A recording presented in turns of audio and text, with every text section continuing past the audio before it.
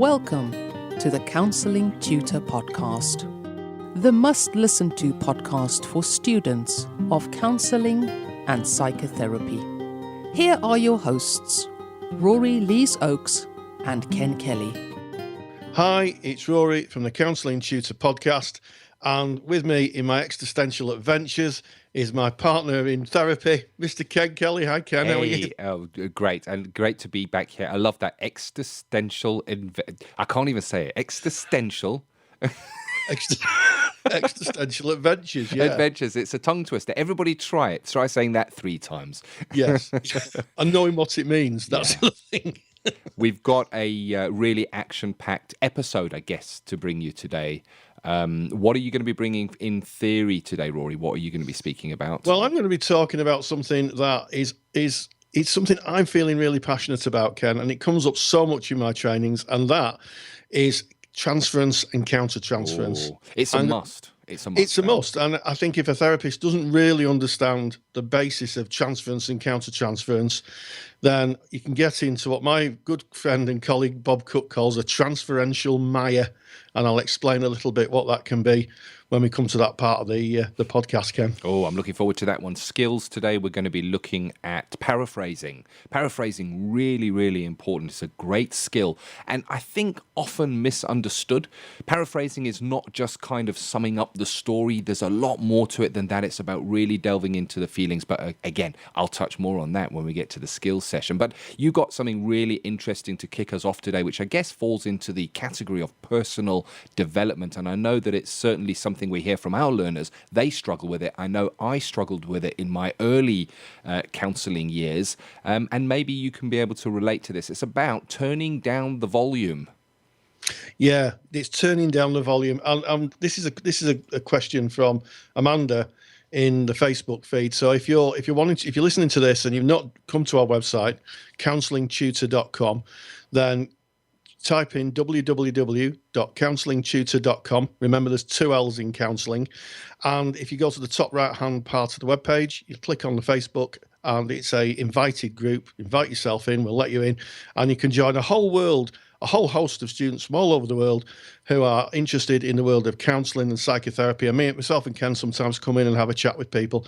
And this is from Amanda. This question is from Amanda, who posted this question. And she said, how to switch off or turn down the volume, as Rory would say, from being a counsellor when talking to friends and family.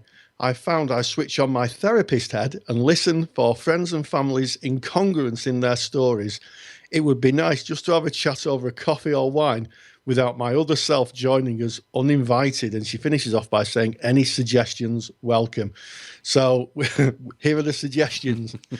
I think it's always the interesting thing. When anyone learns any new skill or any new kind of craft, there is a tendency for people to want to practice it.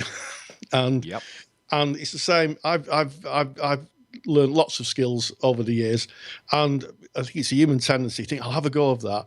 The difficulty with using counselling skills with friends and family is they may not want it. I think that's the problem. I think that's the difficulty. And I'm going to share something from my own experience. I recently started working with a colleague at the college, and he was telling me just something about had happened over the weekend. And I have a kind of habit of sitting and listening respectfully. So I'd sit in the chair and give the person my full contact, eye contact, and just give them the space to speak. And I do that as a general thing nowadays. And he looked at me and he said, I didn't realise we're having the full session today, Rory. Yeah, and there lies the problem. You know, sometimes people just want to talk about things without being particularly understood. They just want to talk about the everyday stuff that's going in their life. And if we're debating this, which I guess this is what this is about, and I encourage you to take this into your group at your learning institution, or speak about it with your peers and debate it amongst yourselves, because it is an interesting topic. So we're debating this. You know, I'm a person-centered therapist, and Carl Rogers speaks about a way of being, not a way of doing. And that way of being kind of permeates who I am.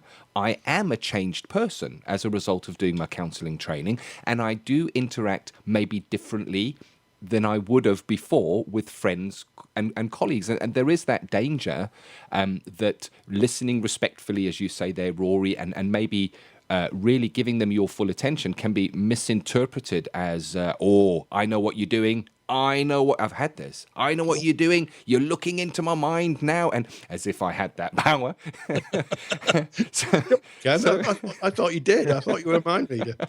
So I guess it's about recognizing that maybe there are parts of us that are different, and maybe people close to us, there may be an adjustment phase for them to get to know the new us. I know that I experienced immense personal growth during my studies and came out differently from that. I certainly wasn't actively trying to counsel people. And I guess where the issue might lie is when you yourself find yourself engaging in counseling techniques or methods within your interaction with others. As I think was brought up in the example, I would very much like to be able to switch it off or turn it down. And I guess that's about looking at self and looking at counselling is a very specific thing. And if you go back to level 2, it's the definition of counselling is that it is for the sole benefit of the client. It happens at a fixed time in a place. Both of you know why you're there. That is not true in a conversation with a friend.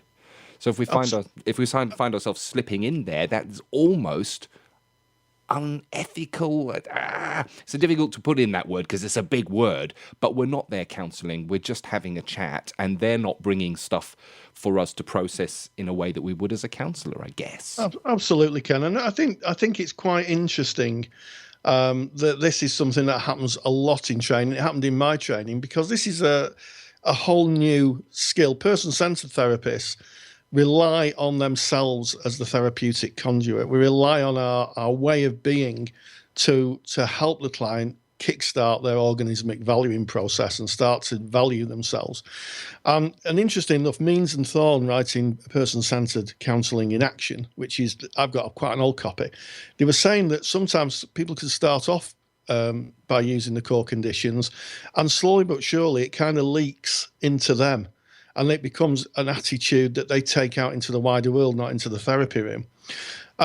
What I do is I have a volume control. I have 3 volume controls. I've got a mixing desk just to my left-hand side. My volume controls are up and down as I make this broadcast.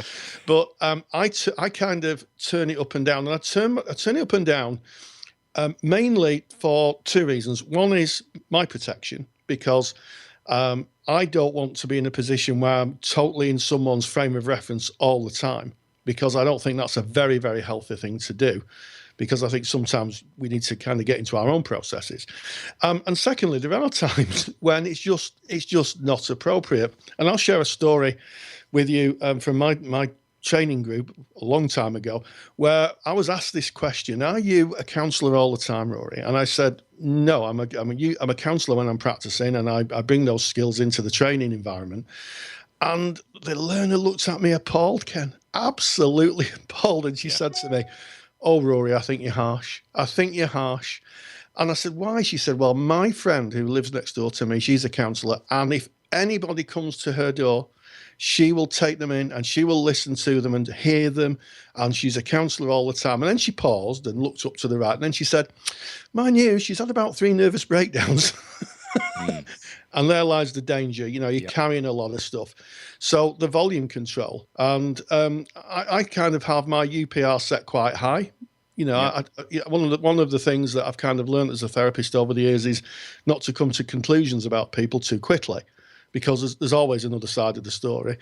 Congruence is set, you know, usually midway, and empathy, it really depends on the situation. And I was driving to work the other day, and I was in the first lane in my small car doing about 60 miles an hour, and someone really took the front of my car off. They went from the second lane to the first, and he literally, if I hadn't have braked, nearly took the front of my car off. Ow. And they got a whole load of congruence. They got 0 empathy. And I have to say that unusually for me, I turned the UPR volume knob right to 0. I might have worded it. I can really relate to that. And I guess you were fully within your own frame of reference, as opposed to the frame of reference of the person who may have hit into your car. And that's maybe a good checking point. Whose frame of reference are you in?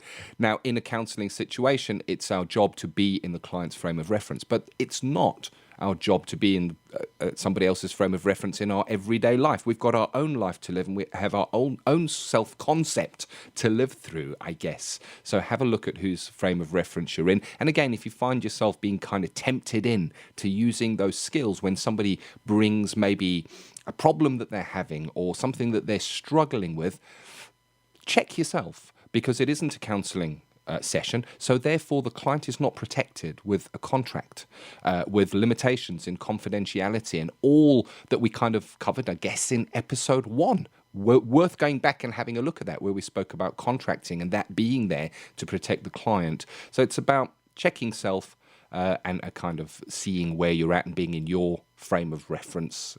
Absolutely. And your friends, they just want you as a friend. They don't, if they want a therapist, I would imagine they'll kind of find one. So sometimes friends don't want therapy. They just want someone to sound off to. So I would say to you, Amanda, just take it easy. Think about the volume controls. And, one of the things that my training's left me and the continuing work I do is that my UPR is pretty much set to quite a high level. Yeah. There's always two sides of the story, unless, of course, you're trying to force me off the road at 60 miles an hour. I love it. And just kind of as we come to the end of this topic, have a think and speak to your peers, speak to fellow learners in your learning institution of what you might say if somebody hears that you're doing counselling as a course or that you are a counsellor in placement, if they try to kind of bait you in by bringing their problems, because that can happen. I know I guess if you're speaking to someone and you say, what do you do for a living? And they say, I'm a tax consultant. Well, there's a tendency to want to say, you know what, I got this car. Now, would it be cheaper if I leased it? And to ask them for their professional opinion. Yes. They would probably say, make an appointment, come and see me, and I'll send you an invoice. That's probably what they might say. Yes. But what might you say if somebody kind of tries to start bringing stuff to you that you feel is inappropriate and is bordering on seeing you as a counsellor as opposed to just a fellow human being or person within a friendship? And just on a final note on that, I had someone I taught a few years ago, and she was a psychiatric nurse, and then she trained to be a counsellor, and she would tell everybody on holiday, her words, not mine, if anybody asked her what she did for a living, she said, I'm a secretary. That's what she'd say. I'm a secretary. So you'll have a think and see what feels right for you. So leaving that behind and leaving with that for you to process and maybe discuss with your peers, we swiftly and move on to, I guess, theory today, where we're going to be looking at transference, countertransference, really important things. So over to theory with Rory. Counselling Theory with Rory Lees-Oakes. Are you a biological time machine? Come with me on a journey of discovery as we investigate the fascinating psychological aspects of transference and countertransference and how they relate to human interactions. An idea first put forward by Sigmund Freud, who believed that we bring aspects of past relationships into the here and now, a conclusion he came to after observing that his female patients had a tendency to fall in love with him. So first of all, let's define what transference is. Well, to quote Michael G. Connor of ChristlianCounselling.org, during transference, people turn into biological time machines. A nerve is struck when someone says or does something that reminds you of your past. This creates an emotional time warp that transfers your emotional past and your psychological needs into the present. Transference is largely a subconscious process, meaning that sometimes we are not aware of it or how it might impact on new relationships, such as working with a new client, colleague, or, as we'll see, a student. Secondly, it is the transferring of a relationship, not the person. Finally, it is at least partly inappropriate to the present, and only an aspect of the relationship, not the entire relationship, is transferred. So what does it look like? Well, many years ago, I was teaching a group of students. At the end of the class, all but one left. She approached me and asked, "Do I irritate you?" I took some time to think before asking, "Who do I remind you of?" She paused and thought for a few seconds before responding, My father. Tell me about him, I replied. She looked sad and a little frightened before answering. He was a big man. He had a loud laugh and told rubbish jokes. Now, for the listener who has never met me in the flesh, so to speak, this could be a description of myself, although I have to say my jokes are really funny. Well, I laugh at them. What else? I asked the student. She hesitated before responding. He belittled me, bullied me, hit me, said I irritated him. We both stood in silence, allowing the power of her words to sink in. The truth is, I was becoming irritated by her. In a few short weeks, she had gone from being a learner who engaged in class to one who avoided my questions with a childish response or just ignored me altogether. For a teacher, this can be extremely frustrating. So if she had not approached me that evening, I would have approached her to ask what was wrong. We both stood in the room looking at each other. I was the first to break the silence. Grab a chair and sit opposite me, I said. We both sat facing each other. I said to her, I'm not your father. I may look a bit like him, sound a bit like him, and as far as the jokes, well, the ice was broken. She smiled before breathing a sigh of relief. We both understood that she had transferred and projected some aspects of her past relationship on me, with all the attendant thoughts and feelings.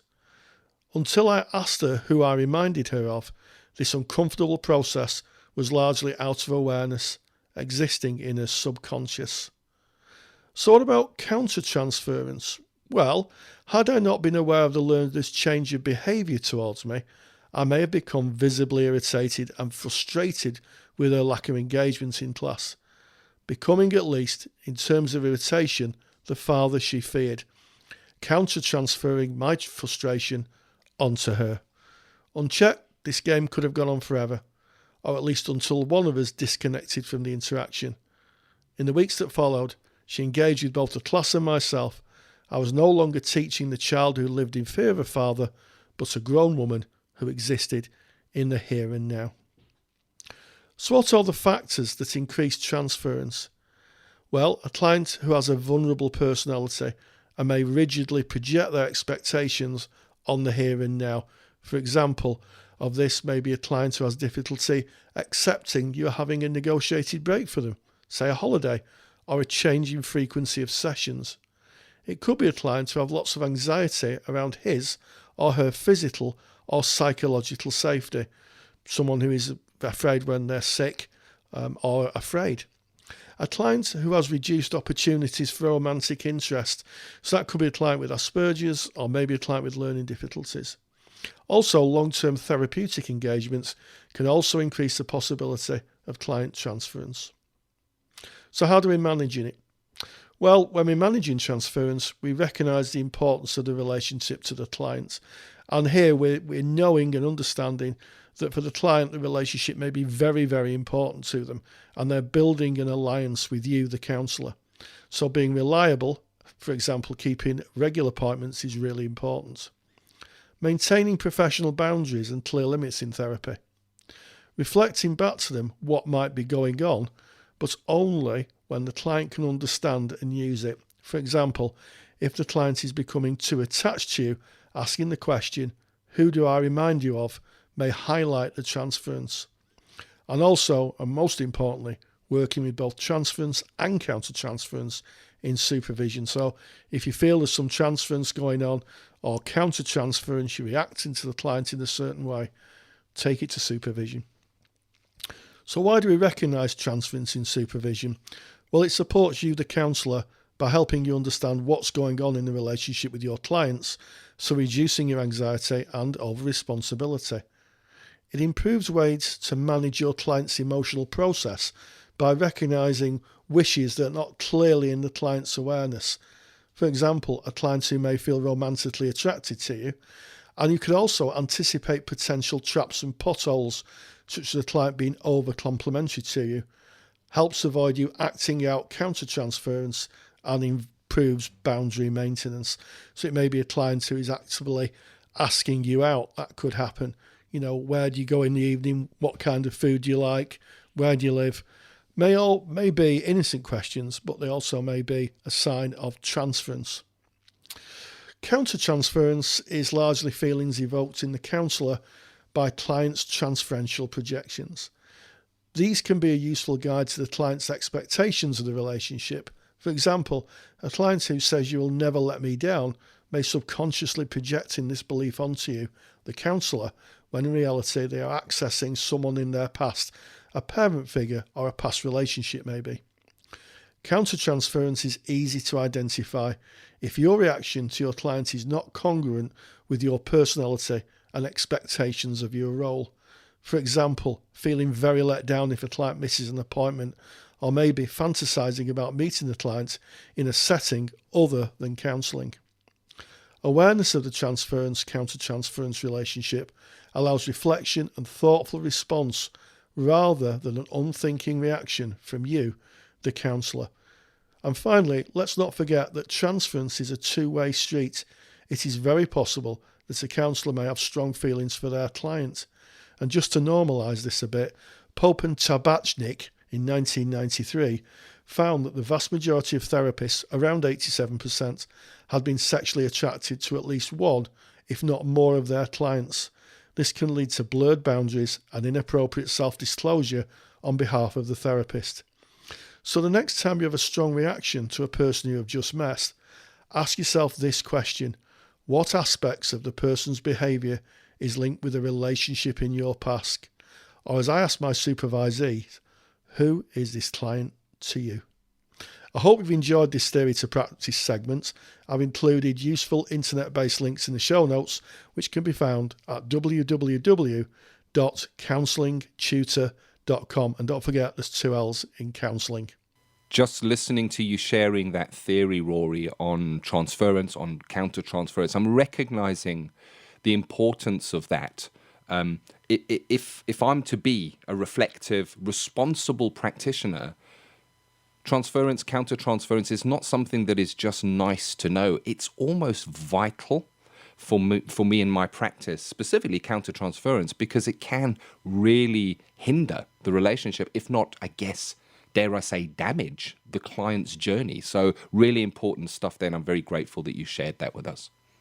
Well, thank you, Ken, and I'd agree with you. It's one of those very kind of sometimes undertaught areas in counselling, but so essential, and it comes up more than people think.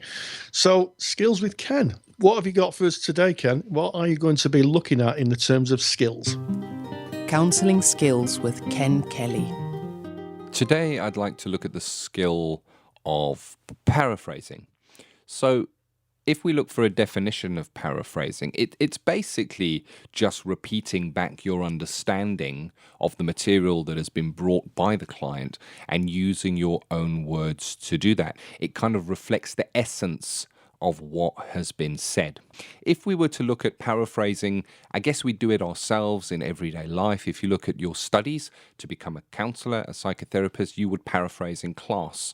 Maybe your lecturer would bring a body of work and you'll sit and make notes, and those notes are going to be the paraphrase. It's going to be what you feel is important. It's almost as if you distill down the body of material that is brought into that is most important. Now that we have kind of an understanding or definition of what paraphrasing is, let's have a look at how that affects the client-counselor relationship. So what does it do? What's it for? Why do we paraphrase? Well, first of all, the client will feel both heard and understood. The client brings their narrative, they bring their material, they dare to share that with you, and you show that you're listening, and you show that you're listening by kind of giving them a little portion of that back, that you feel is the important part of it. You paraphrase it down, and if that is done accurately and correctly and that matches where the client is going to recognize that. The client is going to feel heard. Finally, somebody is there really listening, really understanding what it is that I am bringing. Now, for me, this keys right into empathy. It really does, because it's about building that empathic relationship with the client. And empathy is not a one-way transaction. First, let's have a look at a definition of empathy. And we're going to look to Carl Rogers for a definition. And he uses to perceive the internal frame of reference of another with accuracy and with the emotional components and meanings which pertain thereunto, as if one was the person, but without ever losing the as if condition. In other words, we walk in somebody's shoes as if it was our reality, but of course it's not our reality, and that's where the as if comes in there. Now, here's the thing. Empathy is, as I mentioned, a two-way transaction. Empathic understanding, being 100% in a frame of reference and understanding the true feelings, is not the completion of the transaction. It needs to also be perceived by the client that you understand it. So empathy is only complete when the client feels at some level that they have been understood. There, the empathy circle is complete. So I'll give you an example of that. You may watch a film, and it may well be that within this film, there is an emotional part of the film where somebody in the film achieves something that is really spectacular, and you may find yourself moved for this person. You're almost there with them on this journey. And as they're receiving their award or their adulation, and the people are clapping their hands for what it is that they've done, you may even be emotionally moved to tears. So empathically are you connected to the material that you're experiencing. But here's the truth. The person that played in that film, or the person in that program that you may be watching, will not be able to perceive that. So therefore, the empathy is empty. It's one way. So empathy is only effective if the person bringing the material, your client, is able to feel that they are being heard, that they are being understood, that they can sense that there is that empathic connection. And using paraphrasing as a way of doing that, a way of letting them know that we see them, that we hear them. Paraphrasing also highlights issues by stating them more concisely. What is that? Well, that is focusing. It invites the client to go and delve deeper into part of that, to focus down. We can also use paraphrasing to check out the accuracy of our perception as a counsellor. So I'm going to give you an example now that we're going to go into where you'll notice that the client brought something. I used a paraphrase to kind of clarify my understanding of what was brought, and I actually asked for clarification to make sure that I was understanding that correctly. And watch how this affects the relationship, how the client takes that. It is a great fit for them, so they feel heard, they feel understood, and watch how the material deepens when this happens. So let's go into that simulated skill session right now.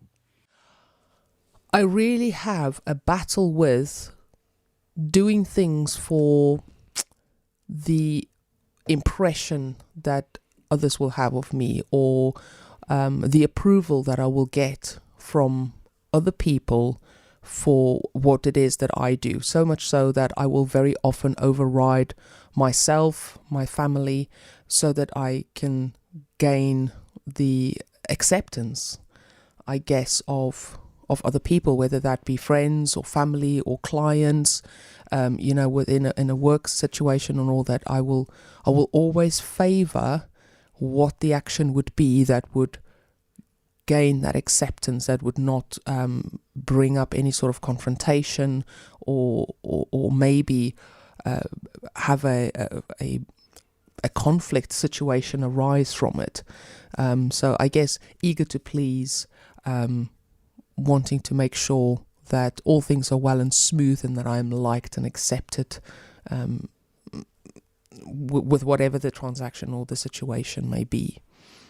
As you're saying that, it kind of really feels like a lot of hard work. A lot of hard work in kind of preempting what it is that they would have expect of you, and then sacrificing, I guess, is a word that came up for me, your own wants, needs, to be able to meet that you perceive is expected of you. Have I understood that correctly? Yeah, the word sacrifice really, really captures the feeling that comes up for me when I sort of reflect and look over that kind of setting. Is so often I would sacrifice my own wants and my own desire, or my own, if I just... In the example that we've just listened to, the client really resonated with the word sacrifice. And that was my word. That wasn't the client's word. And it's very important to recognize that paraphrasing is putting your understanding of the essence that the client is bringing into your own words and presenting that to the client. Now, you saw within this transaction, in the simulated skill session, how valuable that word sacrifice was for the client. This client really felt understood. She really resonated with that word. It meant that I got it right. I was really there. That she was bringing was understood. Somebody heard her. And it's interesting to note that throughout the rest of this simulated session, that word of sacrifice becomes almost a theme. And it's interesting that that was my word put in, but it was actually the client's feeling because of a paraphrase. So when we think of paraphrasing, certainly when you read what it is in a textbook, that it's saying back to the client in your very own words what it is that they're bringing, it feels very simplistic. And there's often a tendency to paraphrase the narrative or the story that the client brings, but there's so much more to it than that. There's so much deeper that we can go. And in your skills sessions, in your simulated sessions, maybe in your college or learning institution, or if you are out there now and you are in placement, try to look for the full person within that paraphrasing. Try and look, what is their body language telling you? What are their facial expressions telling you? What is their way of being within that relationship telling you? In the last example, I used the word exhausting. That didn't even feature in what the client was bringing, but it did if you could see the client visually, because the client was presenting as beaten down, weighed down. The shoulders were heavy as she was bringing the material. So I was paraphrasing not only the words of the narrative, but digging deeper, looking for the feelings and paraphrasing the whole presence of that client within that relationship. And of course, this takes practice. So practice it within your simulated skill session. That's what they're there for. Play around with it, and of course, use your mobile phone, your smartphone, to record those and listen to them back. Listen to them with your peers and see how they are. Get feedback on your paraphrasing. Is it accurate? Does it hit the mark? Does it deepen the level with that client? We're going to look at another example of paraphrasing here. And in this one, try and see if you can kind of hear, as Rogers would put it, the music behind the words, where I'm looking deeper than just the words the client is bringing, paraphrasing back their whole being.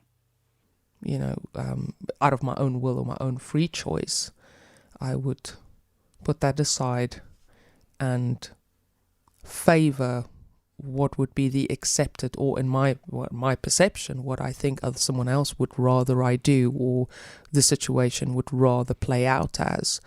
And sometimes it's hard. It leaves me with I don't know. I guess I end up with that situation of I don't know if they actually really realize what it is that I sacrifice, that I gave up, so that it can fall into what I think would be favorable or what they would prefer in that situation. Feels confusing to you in that situation of whether they even perceive what it is that you are sacrificing, what you're giving up, that you're giving up almost feels like part of yourself to match what you think that they may want or need from you. And I kind of got the feeling as you were saying that you wonder if they even see that. Yeah. As I was sort of verbalizing and talking through that, I actually realized, even within that sacrifice, it's all my perception of what I think they might want me to do. And just saying that actually almost sounds a little bit ridiculous, because how am I to know what it is that they want or need to do? So here I am disregarding my own desires, for lack of a better word, but my own sort of what I would like to do and my own preferences to do something I assume someone else would want me to do instead. For me, that was really interesting. In this simulated skills session, this client started off in what felt to me like an external locus of evaluation. She was wondering, confused and kind of stumbling over her words, whether they got her. So her perception was, do they get me? Do they know? Do they, external to myself, understand what it is that I'm giving up to meet their perceived expectations? That was followed by a paraphrase, and immediately after the paraphrase, this client had experienced a moment of movement from external to an internal locus of evaluation, where she was going, you know what? This is me. This is my perceptions. This is my responsibility. So she went from being powerless of, I wonder if they get it, and I wonder if they can understand, and it almost felt like they held the key to the change. And separated with one paraphrase, it was, and I think the word she used was, having verbalized this, I now see that. This is my responsibility. It is my perception. In other words, I've got the power and I have the ability to change this. Paraphrasing is so much more than just repeating the client's words back to them using your own words. There's real power in the paraphrase. Practice the paraphrase in your own simulated skills. Record them. Speak to your peers about your paraphrasing. Evaluate one another's paraphrasing. Look and see if you're getting empathic connection within your paraphrasing. See and search out those moments of movement within the paraphrase. What does it do for the client? What does it do for you as a counsellor? This is definitely something that should be debated, and hopefully you'll go out with a new passion, a new way of looking at paraphrasing. Well, Ken, really, really good segment from you there. Really understand the importance of paraphrasing, and I'm sure the people who are listening are going to get a real handle on why paraphrasing. Did I say paraphrasing? I think I did. Paraphrasing is so important. And now we're going to move into another segment called Ask Ken and Rory, and we've got a post again from the Facebook feed. So if you want to come and see us on the Facebook, if you've not come and seen our little community, then go to www.counsellingtutor.com. That's 2 L's in counselling. And on the right-hand side, you'll see Facebook. And if you hit it, we've got a little closed group with lots of members who are training or interested in counselling, some who are qualified. And we sometimes get people to ask questions. And today we're going to answer one. And today's question is, I'm struggling with the non-judgmental thing, in that I understand that it is so important, but all I seem to be doing is becoming aware of my own judgments and then feeling guilty about them. Yeah. Dear. What's a typical personal journey in this area? How do you come to that acceptance of yourself and then moving beyond to this new point of view? I appreciate this may just be my personal issue, but any insight would be helpful.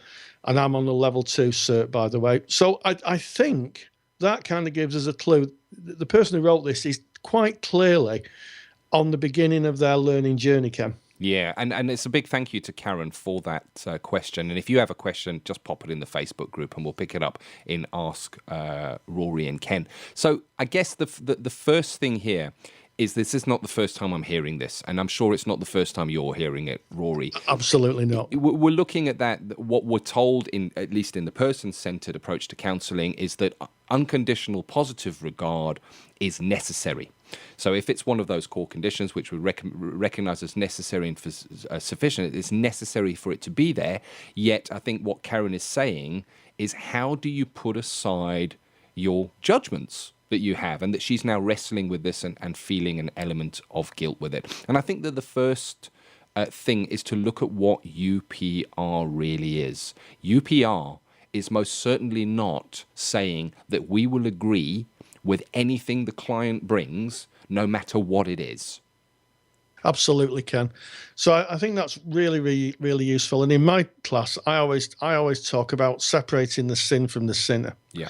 So, we see people as human beings, and we have to remember that within the theory, Rogers believed that everybody was born basically good, and that any movement away from that was a distortion of the natural human condition. Now, there's plenty of people who've argued against that through the years, but generally speaking, sometimes people make very, very kind of unwise decisions or unwise actions which can impact on other people. But as therapists, we're interested in them, not really what they've done. So that's the first thing, separating the sin from the sinner. So people may very well tell you about things they've done, and certainly as a practicing therapist, people have told me some things that are really quite unacceptable. Yep. And they've asked me what my view is, and being real and congruent, I've said, well, I certainly wouldn't do that. Yeah. But I'd follow that up by saying, but this is about you. Where are you with that? So it's not about agreeing. That's the first thing, isn't it? It's not about agreeing with everything the client's done and kind of colluding with them. It's about just accepting that people do things that can get them into a lot of trouble or maybe against our values, which are two different things, because our values are, not always the law. Yeah. So very much so. So it's about seeing the person. And a way through that is one of the things that was really helpful to me. I came across maybe late in my practice was Terence. He was a playwright of the Greek and the Romans, and he wrote in Latin, but I'm not going to pronounce the Latin because I can't. I am human, nothing human is alien to me. And what I carry around with me is the fact that the person sat in front of me is a human, no different to me. And the only thing that makes their situation different maybe is the choices they've made. And some of those choices may not be great choices, but underneath it, they're still human. And that's been a great help to me through the years, Ken. It is. And unconditional positive regard, if you want to read about it, read Rogers's book, A Way of Being. There's a really beautiful description of unconditional positive regard in that book. And I'm not going to go into that. That's a book that if it's not on your shelf, get on Amazon now and buy it and put it on your shelf, because it should be there. It's a really great book. It's a good book. But what we're looking at here is basically self-concept. And if you know the theory of self-concept is that each one of us is a product of growing up, our culture, our beliefs that we came up against as we were growing up, that our primary care givers gave us. So we see the world not as the world is, but as we are, based on our belief sets, our culture, and all that makes us up. But if that is true, then surely somebody else who is not us will have their own way that they look at the world, and it'll be their truth based on their upbringing and their culture and what they kind of experienced. Their behaviors will be dictated by that. So we all look at the world differently because we're looking at the world and projecting who we are on it. So if we look to our own self-structure, who we are, and we realize that we see is not necessarily truth, it is only our truth, and that somebody else can hold a truth that may be different to ours, that is their truth, then we don't need to judge them. It is their truth and they are welcome to it. We look to them with unconditional positive regard for what they see and how they see it. It's not our job to change that. That is who they are. And to put this in, I guess, look at the pointy end of this, is that this is what takes people to war. You will have two warring factors coming together, both of them because of the truth that they know to be the unshakable truth. And there's a really it's like a little comic that's got the Crusaders on their horses with the swords, and they're now going into battle. And the one person is saying, "My ridiculous lies are much more valid than your ridiculous lies," and they're now going to go and die for this that they believe as truth. So I've got a video that I made on self-concept, which I will gladly pop into the show notes as well. You can go and have a look at that. It's about 15 minutes, and it really examines self-concept linked into UPR and what unconditional positive regard is. But it's, again, just going full circle to the end of this, it's not about agreeing with everything that somebody brings, because sometimes the things are not, they're not going to fit. Absolutely. And also, I'd say, have a think about your timeline. Where did you get your values from? Where did you pick them up from? What influences did you have around you? And maybe this might, for the person who wrote this might be a unique opportunity to reassess your value set, to say, what I believe to be absolutely true, is it? One of the wonderful things about counselling training, it's rather like taking the blindfold off. We begin to see that there are many other realities in the world, and sometimes our own, as Ken alluded to, are not the reality. They are a reality. Wow, that is powerful. It's like, if you haven't seen the film The Matrix, go and see it, because it's just cool. You see, that's my reality. I love it. I love sci-fi. And Morpheus sits with two pills. It's a red pill. and a blue pill. Yes. And he says to Neo, you can take take the blue pill, and you'll wake up tomorrow and things will just be as they were and you won't even remember what happened. But if you take the red pill, you will see things how they really, truly are. And for me, counselling training was that pill. I got to see the world how it was. And I remember how it was actually devastating to me when I realized that I knew as truth started crumbling around me. Yeah. Yes. So it's going to be, if you continue on your journey, then you will almost certainly begin to challenge those truths that you know to believe true. And some of them will remain truths. Some of them will be, no, I'm not changing my view on this. And others may be, well, maybe I didn't understand that. Maybe I didn't see it from this. And to finish off on the matrix idea, counselling, you never know how far down the rabbit hole you'll go. Oh, I love it. I do love it. So if you've got a question and you want to ask Rory and Ken, the way to do that is just pop on our Facebook group and go and pop it in there. There's a thread that's called Ask Rory and Ken. We can't obviously get back to everyone, but we will pick at least one every week, and we'll come back to you with our thoughts and feelings on that. And it's, I guess, not the truth. It's just our truths. It's just our debate. So go and speak about this with your peers as well. And see. Which reminds me, Ken. When we put this podcast on the Facebook feed, why not have some people feeding back and tell us what they think? I think that would be really useful. 100%. We want to hear what you think of this podcast. Is it useful? And the best way to do that is to actually pop on over to iTunes and leave us a review. We love your reviews. Please. Yes, please. We do. And the reason that we asked you to do that, it'll take less than 5 minutes of your time. It makes a big difference for us. It makes it feel like it's worthwhile us getting up extra early to meet to do these podcasts. Doing without a tea. Doing without another tea. And so we would really appreciate your feedback on iTunes. Let us know what you think. And of course, go on to the show notes page. Every episode of the podcast, this is episode number 3. You go over to counsellingtutor.com. It's counselling spelt the British way. So it's double L, as Rory alluded to earlier, .com.